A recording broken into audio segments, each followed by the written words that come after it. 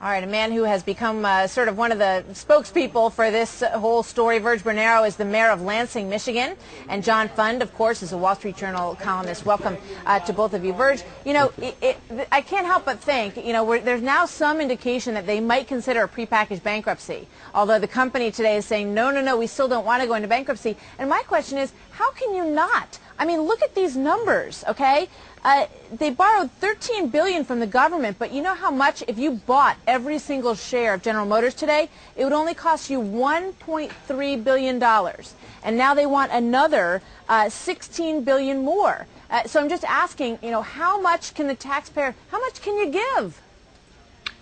Well, that's a good question. How much can we give to Wall Street? How much can we give to AIG? I'd like to hear Fox talking about that. I'd like to hear you beating up on Wall Street. We've talked about that an awful lot, Verge. Good. Well, I'd like to hear you beat up on them like you kick the auto industry when they're down. No, you know what? This is so not about kicking anybody when they're down, Verge. Well, you guys are doing a good job of it. No. Listen to me. This is about being realistic. It's about looking at the books. It's about talking about what makes sense. Perhaps prepackaged bankruptcy, you know, they've already burned through, pretty much as they said they would, $13 billion of your money and my money and everybody else in America's money. So let's be realistic, Martha.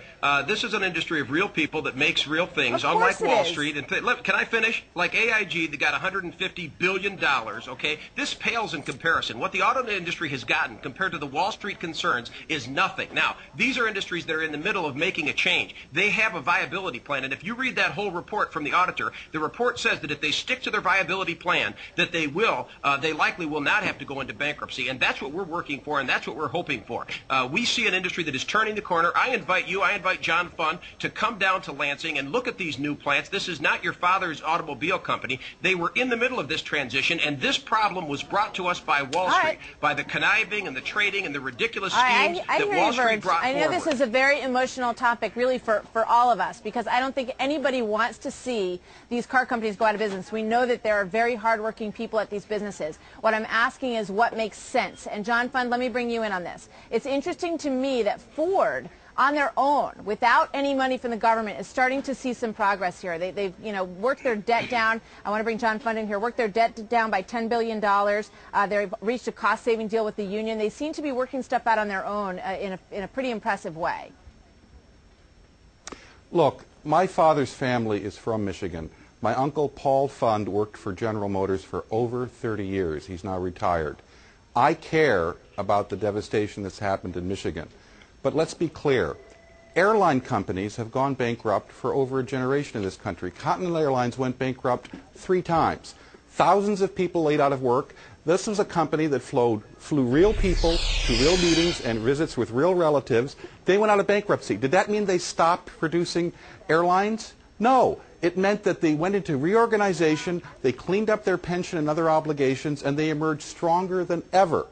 Car companies are important to America, but I'm not going to say airline companies are less important. If airline companies can go through bankruptcy and come back stronger than ever and start rehiring people and reorganizing, I don't see why car companies that apparently don't have a model that's worked the last 20 years can't go through the same process. Please explain to me the difference between airline companies, which employ more people now than car companies, and car companies. I'd be delighted to explain the difference, and I'm sure your uncle could explain the difference too. You ought to be ashamed of yourself. You know, he agrees with me, by the way. My uncle said, may I finish? It's going to sit in your driveway. Give me a break. The difference is night and day. My uncle, the biggest investment says sitting in your driveway for 5 or 10 years. Let him answer, Verge.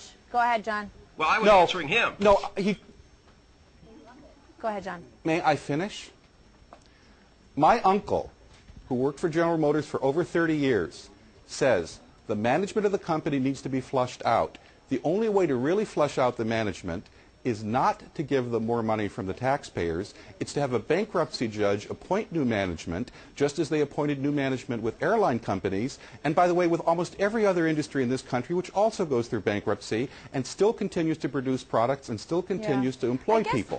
My uncle will tell you that the only way to do this, to get the management out, which won't be gotten out if you have more taxpayer bailouts, is to go through bankruptcy. And how do we get the management out of Wall Street? You know, let me suggest a book for you and your uncle. You're changing the If you're going to try to subject. reform the auto industry, it's a book called Why You're GM changing the Matters. subject. This is something that you could learn something. No, I'm happy to talk about whatever subject you want. The auto industry was in transition. Well, this is a let's crisis stick to the brought auto to you by industry, Wall shall we? Street. Because that's the topic today. And I know how you feel about Wall Street, and I'd be happy to debate that with you as well, because but that's a different I thought subject. we were here to talk about the car industry. We are here to talk And about when the we car talk industry. about the car industry, we have to talk about Wall Street because the current credit crunch was brought to us by Wall Street. Yeah, but their sales were going down for the last decade, Verge. They've been And going they down also- regardless of this Wall Street situation. Okay? And they also so, were in no, my trend. question is, why is bankruptcy the boogeyman in this situation? Bankruptcy may be what saves the jobs that you care so much about. So why is it that we're not willing to bring that to the table in order to save some of these people's jobs? I tried to explain this when John was talking over me. With the difference between an airline industry bankruptcy and the automobile bankruptcy is that with an automobile, you are purchasing a product. It's a major investment, second only to your home, and it's going to sit in your driveway. And people want to go buy from a company that's going to be around, so that things like the warranty will be honored and that sort of thing. Whereas with an airline ticket, thank you. We'll be right back. This is a very heated and passionate topic in this country, and I just want to say I think everybody wants the same thing. We all want to save jobs in America. We want to create jobs in America, and I want to bring Verge Baiiouts back in. He's the mayor of Lansing in Michigan. John Fund is a Wall Street Journal columnist. Verge, you know, let's try to have a good back and forth here so that we can exchange some interesting ideas. My question to you, and I know that you debate the idea, you think that nobody wants to buy a car from a bankrupt company. I'm not sure that I believe that's true because, you know, I would be more nervous about getting on an airplane than I would driving a car. I understand that, you know, companies need to go through restructuring sometimes. If that is the way, if that would work, if a prepackaged bankruptcy would help to save jobs at GM, wouldn't you want that?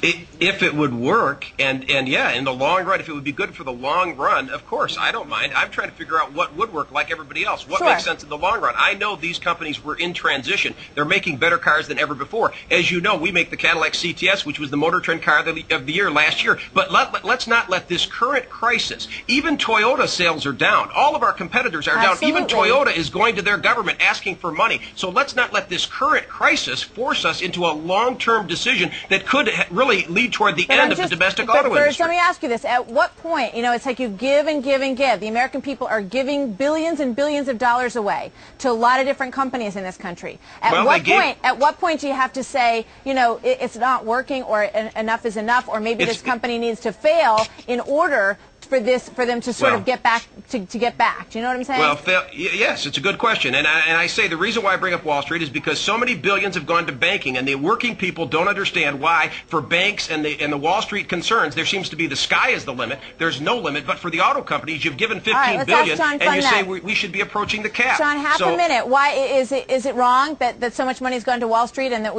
and should more go? You know, should it be proportionately doled out? I guess.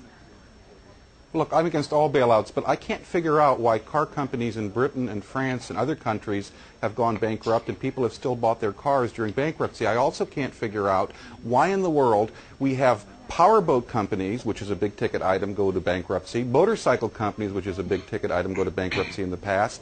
Washing machine companies, which is a big-ticket item, go to bankruptcy in the past. People still buy their products. If they still employ people, and they still ultimately come out better and stronger than before. Yeah. What's different with Thanks just for making GM? my point. There's no washing machine companies left in America. Thanks for making my point. I'd like there to be a domestic auto industry left at the end of the day. I think it matters to national security and our economic security. It's an investment worth making. It works for Chrysler.